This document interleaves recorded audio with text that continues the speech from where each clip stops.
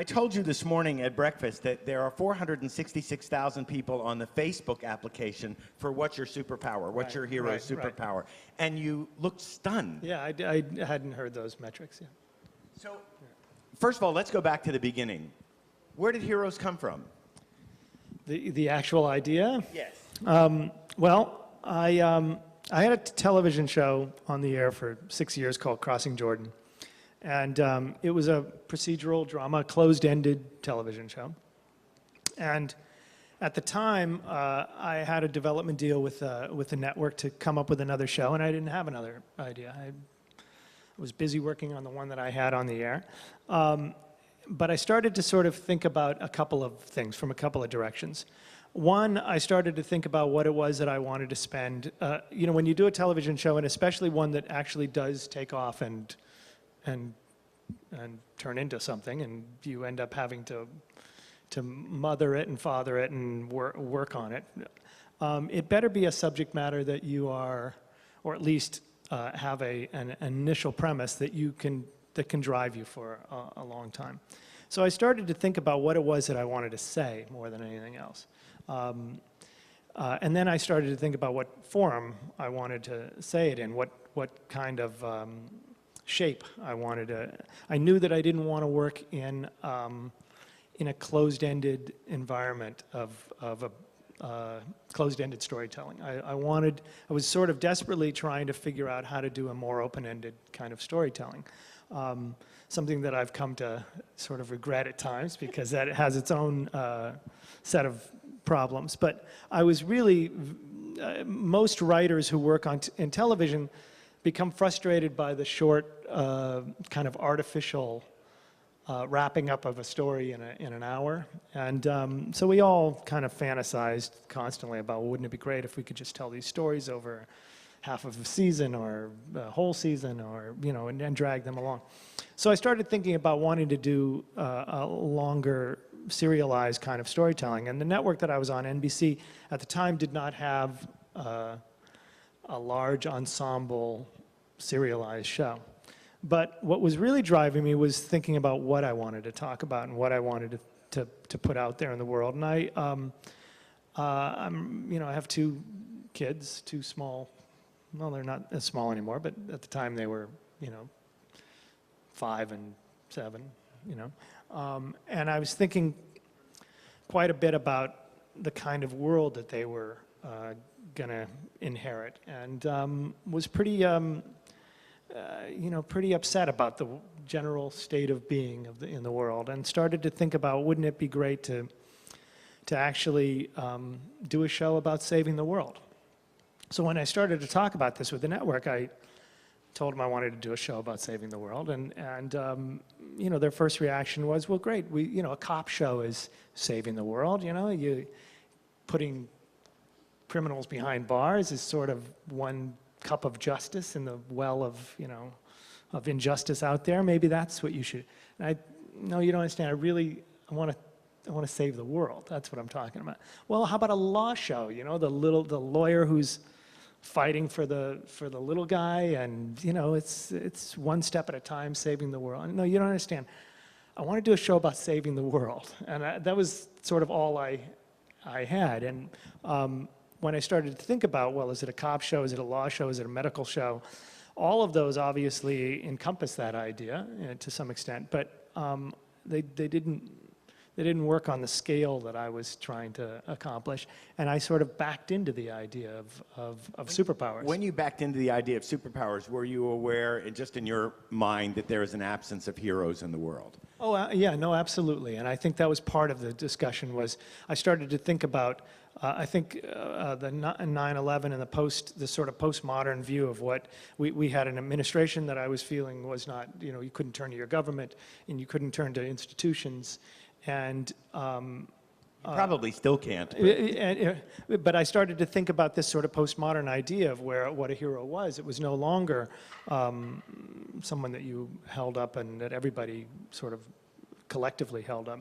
We're two sort of fractioned, and so this idea that a hero is actually somebody anonymous, and somebody, it could be the guy that you went to high school with, or your next door neighbor, or the guy Standing who... in front of you at Yeah, McDonald's. exactly. And this a very postmodern idea that we are all somehow capable of finding that within and we ourselves. all may have a superpower. Right. So the Heroes resonated with its audience in an amazing way.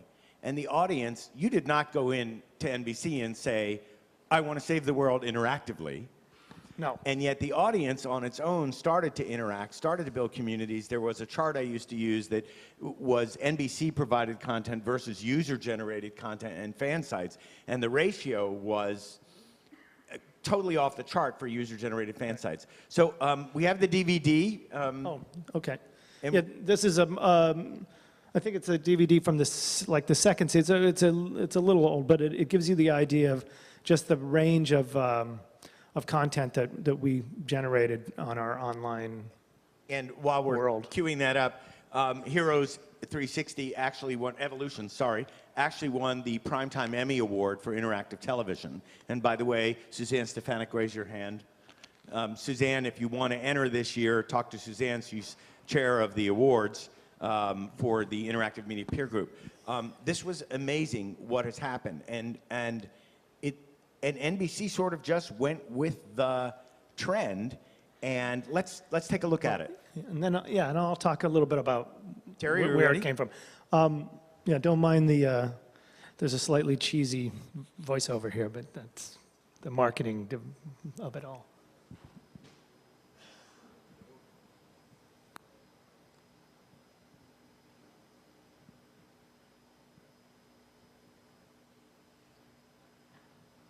You know, while we're waiting. Oh, here it is. You. In the explosive Hero Season 1 finale, Hiro Nakamura came face to face with his very own hero, Takezo Kensei, introducing viewers to Season 2 Generations.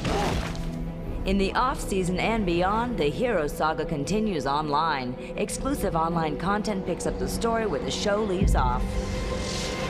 In keeping with Season 2 Generations theme, Original Heroes graphic novels explore the legacy of on-air characters like the Haitian, Mohinder, Elle, Claire, Matt Parkman, and the Petrelli brothers. Implementing cutting-edge technology, the weekly graphic novels were presented as animated multimedia experiences to be viewed online and on cell phones. Over the summer, the cast and creators of Heroes traveled the globe in anticipation of the series' international premiere. NBC.com covered the Heroes World Tour with photos, videos, and blogs from live events. Enough fun for one day? Expanding upon the success of the Emmy-nominated Heroes 360, NBC.com launched Heroes Evolutions, the immersive digital portal for Heroes fans. Users register to become part of the burgeoning Heroes online community and receive emails, phone calls, and text updates from on-air characters. YamagadoFellowship.org launched in an effort to preserve the legacy of history's greatest heroes. In a 5-part original online documentary, fans experienced the Takezo Kensei myths, retold in a unique 3D style, along with expert commentary. Kensei was destined to draw the sacred sword to unify his country. These web-only documentaries paved the way for Kensei's on-air debut in Season 2. 언더가 AU 캔슬. Shortly before the series premiere, online fans witnessed the return of Hannah Gittleman, a character who was first introduced online then leapt to the TV screen in Season 1. She's a shiny new toy. Hannah hacked into the final installment of Sword Saint, challenging fans to investigate several mysterious deaths in South America, while teasing the upcoming on-air storyline of Maya and Alejandro. In the wake of the Corinthian casino's demolition, Hannah bumped into on-air character Micah, sifting through the casino's digital rubble. Together, they invited users to jump in and become part of their discoveries. Hannah reached out to fans for help in exploring her past generations. Every week, Hannah supplied clues in a wide range of formats in an online scavenger hunt to find her missing uncle, the mysterious Drucker. Once exposed by fans, Drucker rallied Hannah's legions to help take down the company. Together, we can destroy their infrastructure once and for all. Meanwhile, Mohinder Suresh kicked off a dream study on his popular Activating Evolution website. Fans were invited to post their own dreams, some of which became original Heroes graphic novels. In addition to Heroes Evolutions, thousands of pages of content can be found at NBC.com's Heroes website. Fans can watch full episodes with simultaneous commentary from the show's cast and creators, and chat with them during live blogs. That was a good hit. It was a great hit. The two-screen experience also allows users to interact with the show during broadcast and test their knowledge against the online community with polls and trivia. Fans are invited to submit their own artwork to the online art gallery and create their own video mashups. The online audience pitched in to create and choose their very own hero, slated to appear in original online webisodes. Heroes, widgets, and embedded news updates are now available for users to personalize their own websites, blogs, and online profiles. With original online stories that impact and extend on-air broadcasts, unique web and mobile features, and countless ways for fans to interact, Heroes on NBC.com offers the most innovative and immersive interactive TV experience on the web. Oh my God, what haven't you done? Yeah, well, it's been an awful lot, and it's been this amazing, this incredible partnership with the .com division at NBC that I think was sort of a confluence of events that it would be hard to duplicate, this particular confluence of events that led to all It this sort of had content. its own zen. Yeah, But the way it worked, actually, from my point of view, and tell me if I'm wrong, you're watching the audience. They're watching you. You're watching them. Right, exactly, and you're trying to react. One of the problems with doing a television show is that you're often 10, 12 weeks ahead of where the audience is when you're producing something and writing. So when you're writing it, you can be 6 months ahead of where the audience is. And this was a chance, being in the online space, is a chance to have a much more immediate reaction to things, and it's a much more dynamic, forum than television. Does the .com come to you with the ideas? Because you know that you and maybe John Turteltaub are like the producers that are aware, really aware. And they're doing Harper's Right, Island, exactly, CBS, yeah. which is, you know, an interactive mystery. But do they come to you? Does the .comers on the side of NBC come to you and say, hey, we're thinking about trying this. We think it would resonate with the audience. And Oh, do you yeah, say, that is my audience, so yes, let's Yeah, do that? no, absolutely. And right now we're so sort of intermeshed that it's hard to know where the ideas come from. And I'll back up. Let me just sort of, because I think this is interesting to trace the history of this. When I had this other show on television, I became obsessed with the Nielsen ratings, as most producers of television shows do. And it was quite a depressing thing to watch the Nielsen ratings, because for most television, we're losing market share at some percentage, whether it's 15, 10, something like that a year. And so you're watching this business sort of do this, and your audience starts going in, 5 years ago, especially, you could start to really see it, started to leave and go into the 1,000 other channels and onto the internet and to gaming and all sorts of places. So I became obsessed with, how do I create a model, how do I create a show that takes up a bigger footprint within a studio and a network, so that you don't wake up every Tuesday morning, and on our case it's Tuesday morning, and become so overwhelmed by this idea of the nightly Nielsen ratings, trying to sort of buffer yourself against this inevitable slip of the audience. And so my theory was to just try and be everywhere that I could within the studio and the network, to try and be in all their divisions and to try and be where they wanted to be. And I happen to know that NBC and all the networks are very interested in the digital space. And so I started to think of this particular project, Heroes, as taking up a lot of space in the digital. When you were thinking about that, were you thinking, well, if it's about ratings, I want to give them a world to live in when the show's not on the air? Was that a conscious thought? Yes, absolutely. The idea, first of all, you have a 39-week season usually, traditionally, from September to the end of May. And the most television episodes you can do is maybe 25 episodes. So the idea is to try to have enough content to survive at those times when you're not on the air, because you're off the air usually for long stretches of time. So you want to create the ultimate goal is to have your community and your environment outside of the television show be as vibrant and as exciting to the audience as the on air. You've obviously succeeded because, I don't know if you know this, but Tim is like, at Comic-Con, you're like a rock star. And it's very rare that a producer of anything is elevated to that kind of status. And part of that is this particular genre does associate a person with Yes, it's like the guy who created Spider-Man. Right. But I'm going to talk about that for a second because, well, first of all, this morning you told me that you had bought the Guinness Book of Records for your son, and you were turning to tell us about that. Oh, I was just saying, it's obviously fascinating to see what happens with a television show like Heroes. It is viewed and consumed in so many different platforms, and clearly the network is in a one single source of revenue business of selling ad time.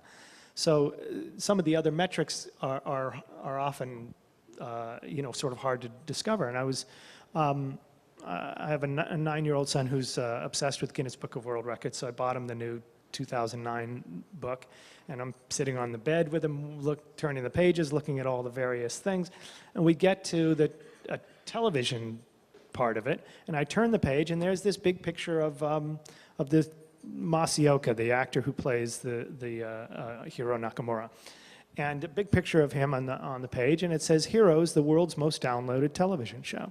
And I was completely stunned by that. Nobody had told me that was the case, because I have no way of finding that stuff out. But it really is indicative of the way a modern show that attaches itself to this demographic, especially, is consumed. We are kind of, and a lot of it is unfortunately illegally downloaded. So nobody really wants to brag too much about that. Well, but here's the thing about illegally downloaded, legally downloaded. What you have, and I hate to sound crass, but what you have is an amazing brand.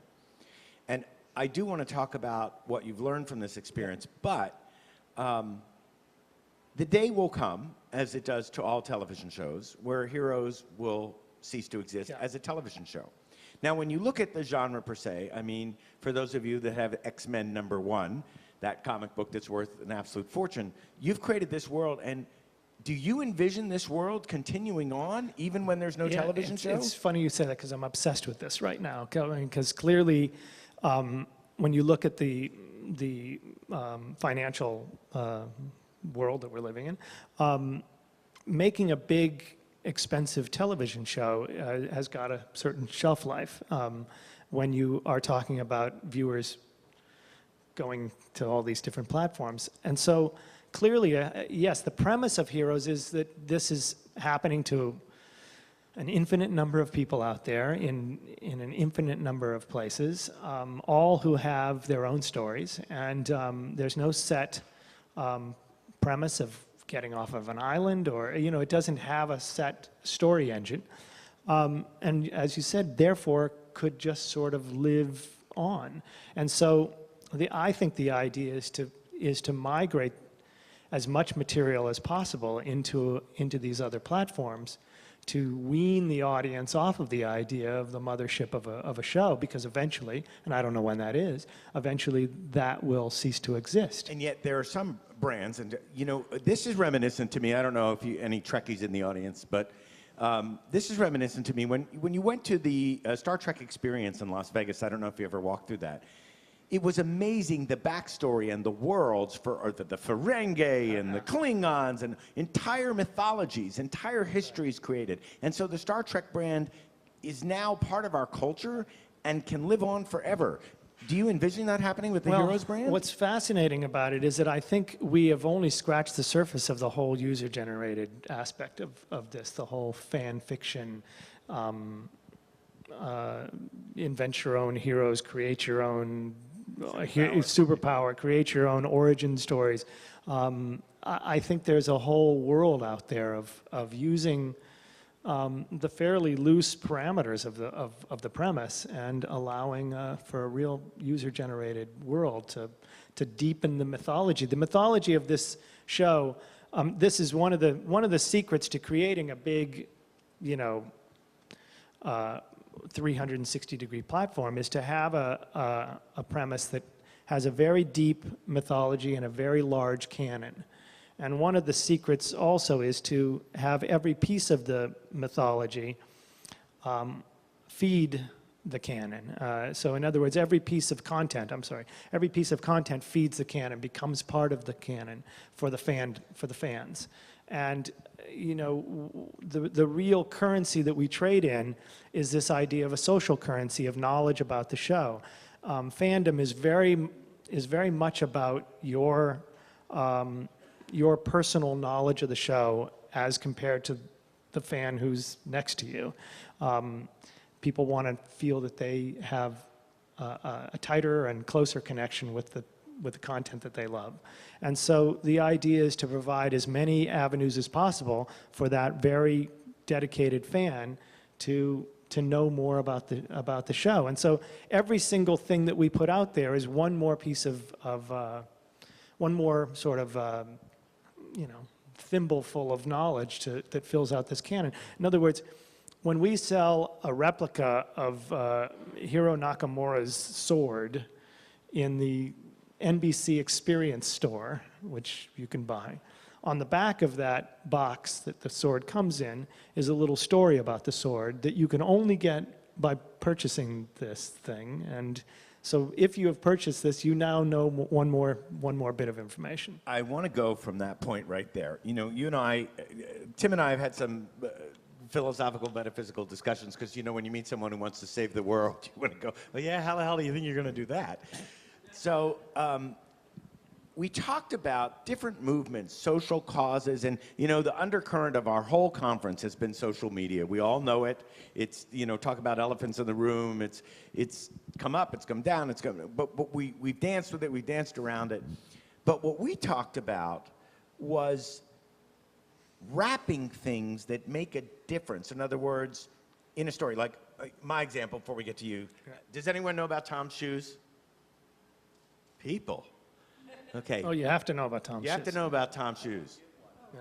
TomShoes.com, the brand inside the shoe, every time you put it on in the morning, for every pair you purchase, Tom's will give a pair of shoes to a child in need. So here you're actually doing something for yourself. Right. But there is a story here with this product. This isn't just a pair of shoes. Right. This is a story. So we talked about this, and you went to town on it about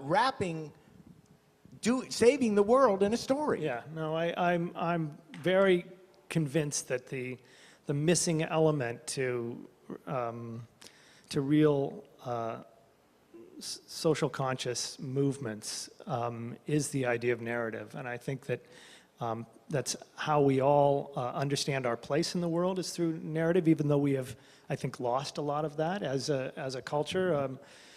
Mythology used to be the thing that we tapped into to understand where we came from and who we were and how we were supposed to behave and how to be a father or how to be a son or how to be a soldier or how to do good in the world, was through the mythology that you heard around the campfire every day. I really believe that Heroes tapped into that archetypal mythology, and that's part of why it connects to people on such a deep level.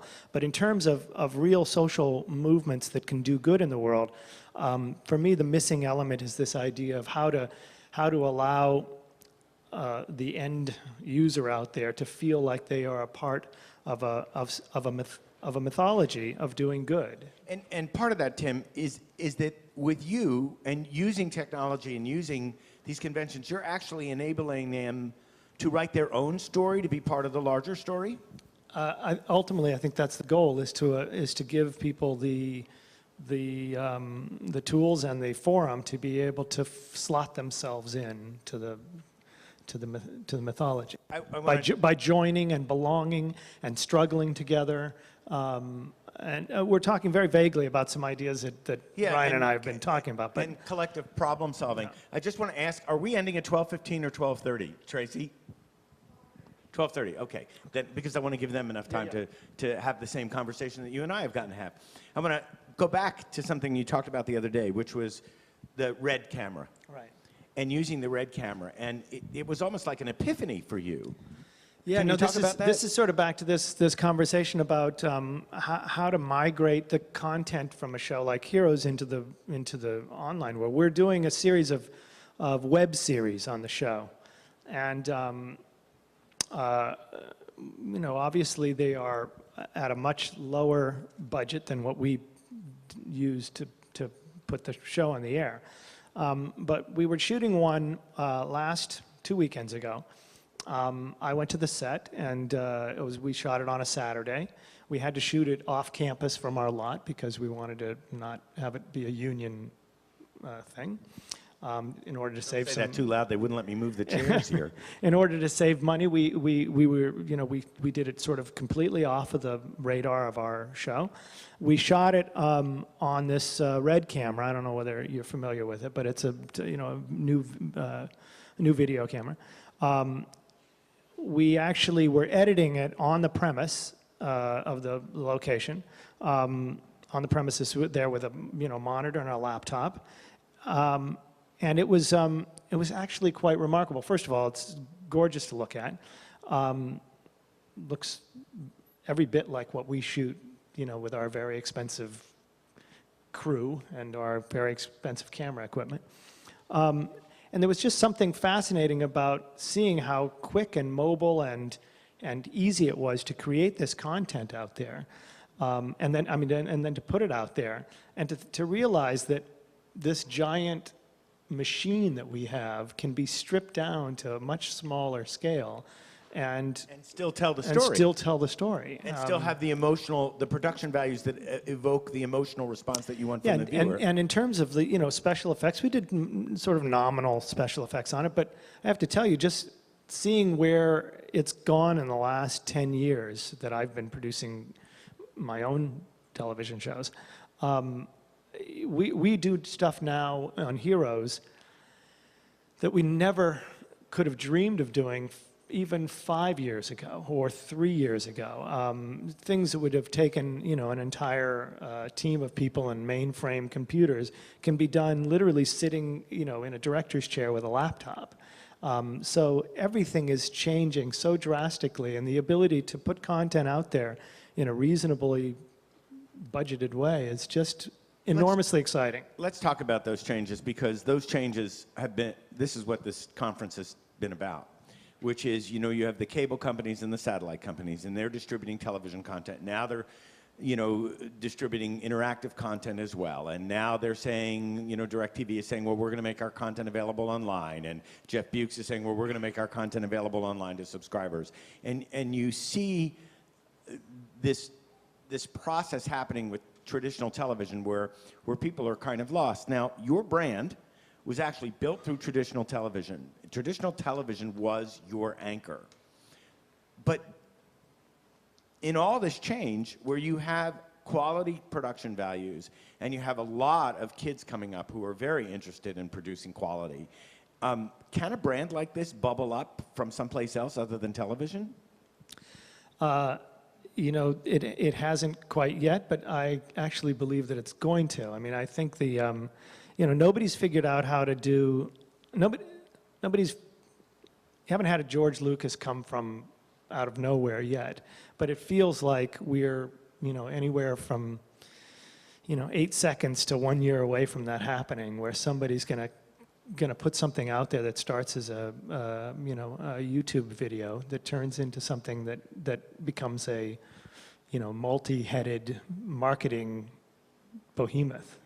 I don't mean to make this sound like a burden or a responsibility, but here you are, you've actually grown beyond the network, and you have your own audience. Now, this is a show that's in English, mind you, the most downloaded show in history. I remember the beginning in the internet, we talked about Cindy Margolis being the most downloaded image. Right. Look how far we've come. So now, you Do you feel a responsibility to the next generation of programming? Do you feel like there's some rendezvous with destiny because you've learned so much from this experience about your audience? Oh Does yeah, this no, keep you awake at night? no. I mean, but mine is from a different angle. Mine is really about what we were talking about earlier. Mine is more about. I feel like people around the world really did connect to this show, not simply because it was entertaining and the scale and the size of it and all of that, which I think contributed greatly to why people connected to it. But I think people actually connected to it because of the underlying message of hope and interconnectivity, which I think is an extremely powerful button to push in people, because I think we clearly now see that we are, it used to be that was sort of the domain of metaphysical, is to talk about this idea that we're all connected. And then something like 9/11 happens and you realize that what happens 10,000 miles away really does affect us. And now, today, you realize that we are all connected in this, By Twitter. by Twitter and by a financial decline. So I started to see that the audience was really connecting to this underlying message of interconnectivity, of global consciousness, which I think the show really tried to have a sense of. And so when I started to realize that all of these people were connecting to this basic message of saving the world through interconnectivity, that's what I started to become sort of that sense of responsibility of, now what do I do with all of these people who have connected to Our this? president actually has the same challenge, because he amassed an audience as you have 40 million registered users. And, unfortunately, we are like schools of fish. Something moves and will go completely in the opposite direction. So you could have the audience today, and tomorrow they could shift off, unless there's something authentic. Right. That they can connect to, Yeah. correct? Yeah, and I think the authenticity always has to drive from a pure place. I think the audience can smell when they're being sold to by some corporate brand, and so I have had many a sleepless night thinking about, well, what do I do with the responsibility of all of these people who have connected to the show? And wouldn't it be great to figure out a way to harness that energy out there and pull people towards doing something good in the world that actually is a manifestation of what they connected to? I say this just not to interrupt you, but because this today, and this conference has assumed that traditional television, the assumption is video's everywhere, but the traditional television is not going away. Yeah, no, I agree. There is a collective experience that I think people prove that they want and want to have it, no matter how fractured the audience is. There still are various events and various types of content that the audience wants to gather collectively for. That being said, I think anybody in my position as a storyteller who is not pitching to the network some form of what you saw up here, some transmedia idea behind their show is really missing. Is probably going to be irrelevant. Now you're going to get everyone coming in pitching things that might not be as organic as the experience that it is here. That's the issue. Is you can't take something you can't take something and put a fake shell over it. It has to be baked into the DNA of the premise somehow. So, my advice, and I talk to people all the time, and people who are pitching ideas, and I'll read scripts, and I constantly come at them from this one angle. How do you bake in an idea of having this exist in multiple platforms, even to the point where you stop looking at it as the center of the universe? Television is no longer the center of the paradigm. It's now just a tentacle like everything else. You take the intellectual property, the story, the drama, you put it in the middle, and everything feeds off of there. One of them might be a television show, it might not be, or it could launch as a TV show and turn into an online multi-user game. But if you're not thinking in those terms, I think you're really missing where I think everything seems to be going. Would you say even in the planning, because as a writer you could plan the ending and by the time you get to it it's not the ending you planned. Right. So would you say that you have to be, for lack of a better word, present in the creation and be aware of what your audience is doing and even be aware of how they're using technology. Absolutely, and especially when dealing with networks and studios that might be slower moving than you are. They're just not going to be as quick. They're just not going to be as quick and nimble as you are about your own content. So you have to be driving it. You have to be out in front. You have to be constantly suggesting to them where we can go and what we can do. We're going to go to the audience for questions in a second, but one final question. When all of what we saw started out, did that come from the marketing budget of NBC, or was it out of the production budget? Well, it actually came from the .com division.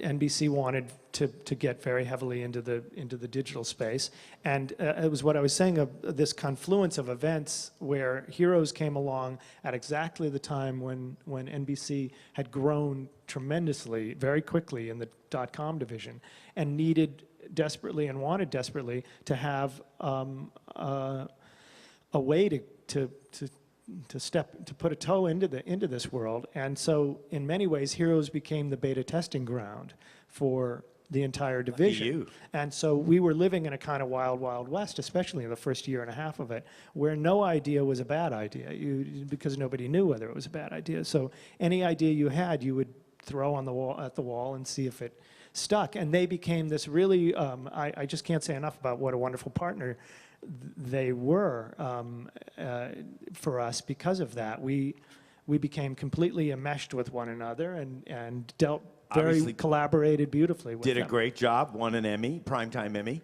Now where does the money come from? Is it still the same setup, or is it baked into the production budget of the show? No, it's not baked into the. It's all comes from the .com division, and we try to obviously go dialing for dollars and get money through corporate sponsors.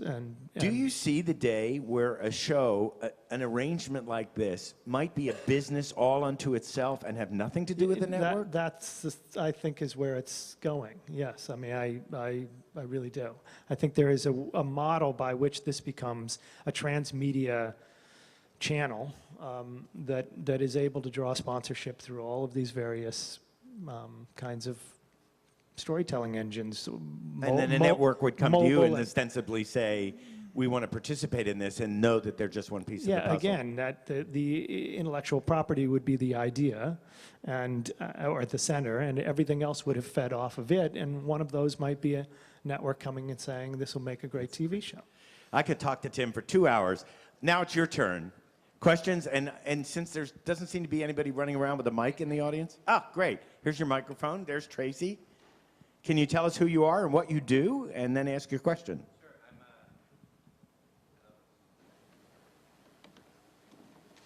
Hello.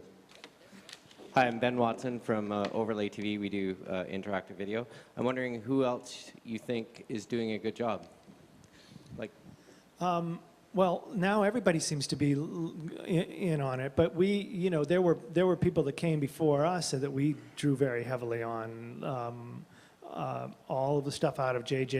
Abrams' company was really Alias and Lost, and the architect of that, Jesse Alexander, was very much the architect of our online content as well, and so there is a lineage, definitely a lineage there. But now I think everybody's sort of doing, and as you had said, Harper's Island. I'm looking forward to that. I spoke with Jeff Bell, the executive producer, and about it, and to John about it, and I'm looking forward to that. And so I think Sarah Connor Chronicles has done really interesting stuff in the ARG Dollhouse world. is doing stuff. And Joss Whedon's new Dollhouse has done a very interesting new thing. So we're all sort of, I think, it's one of those communities where everybody starts to kind of communicate to one another, and we've had people come to us and say, "How did you do it? And what do we, how do we think about it from the inception?" And it's very reminiscent to me of the AFI Enhanced Television, now Digital Content Lab, where you had like really great people all coming together to share what they knew, including their failures. But also, you look at John Turteltaub and you say, "Okay, well, with Jericho." That was where he began to cut his teeth on what this world was and took what he learned and now put it into Harper's Island. And I can't emphasize enough that there was a will there by the network and the studio at NBC.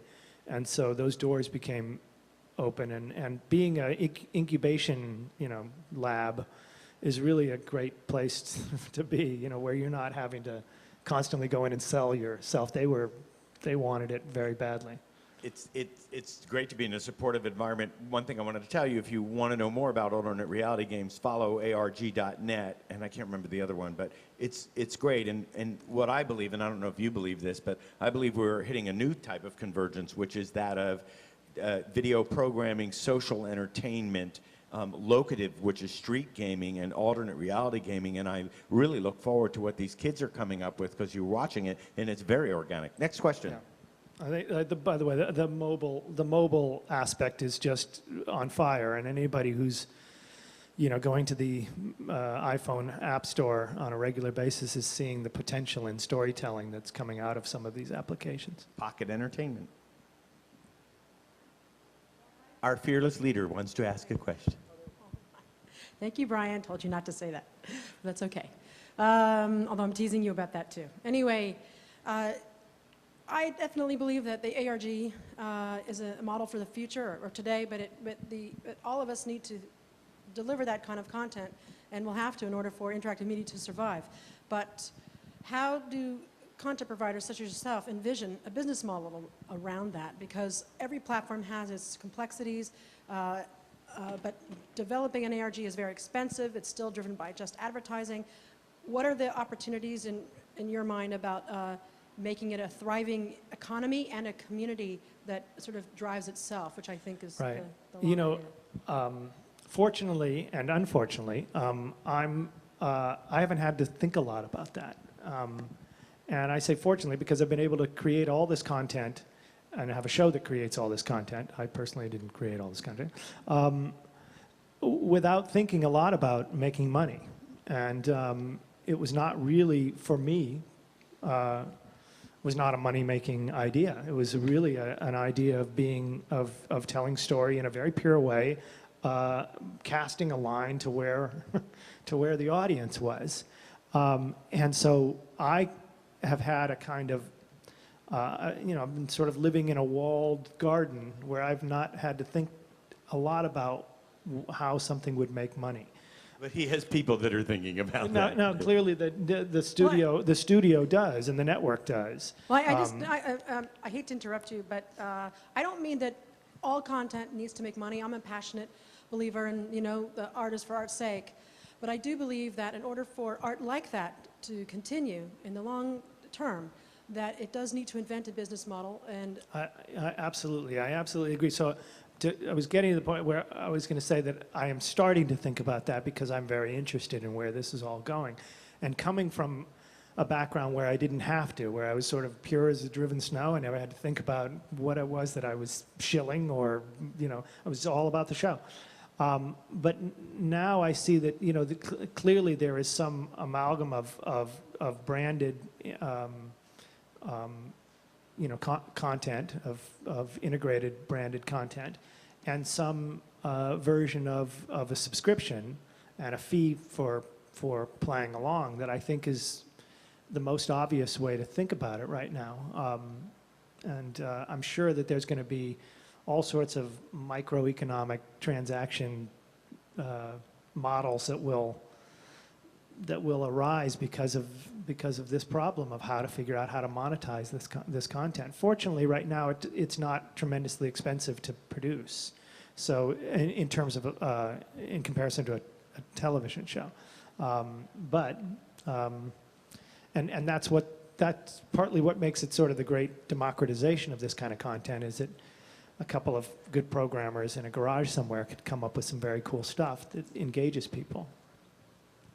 thank you. Any other questions? One more. That's what we have time for. It's Hi, Peter, right? Yeah, it's Peter Scott with Turner. And so this strike, okay, so we're all programmers and we're looking to make money and take content off of the television sets and move it online. Well, the hardest part is getting content and then convincing producers to give us that right to then put it on these multiple platforms. What I'm curious is what your feeling is about the strike and how it will affect us as creating business models for us as You're talking about the previous strike? Yes, well, the Writers Guild strike. The writer's strike and the actor strike, and in the future, how you as creative people will get compensated for the most downloaded Heroes clip in the Guinness Book of World Records. Well, no, I mean, it's a very touchy subject right now with a lot of us about what, you know, we at Heroes clearly were at the forefront of a lot of what the Guild the issues that the Guild was striking about. And I'm not sure that anything really substantial improved because of the strike. Just because it becomes incredibly hard to figure out, you know, there literally are not people who are minding the store. It's like trying to hold mercury. Yeah, It's such a fluid environment. So I think the real crucial one coming up is the issues with the Screen Actors Guild, because I think for a lot of this content to really take off, I think it would certainly be helped if there was a presence by known actors and celebrities. And I think everybody's taking a very kind of wait and see attitude. Nobody's dipping their toe too far into it right now, because the rights of how to divide up the rights of you know, and for actors to get paid and for writers to get paid.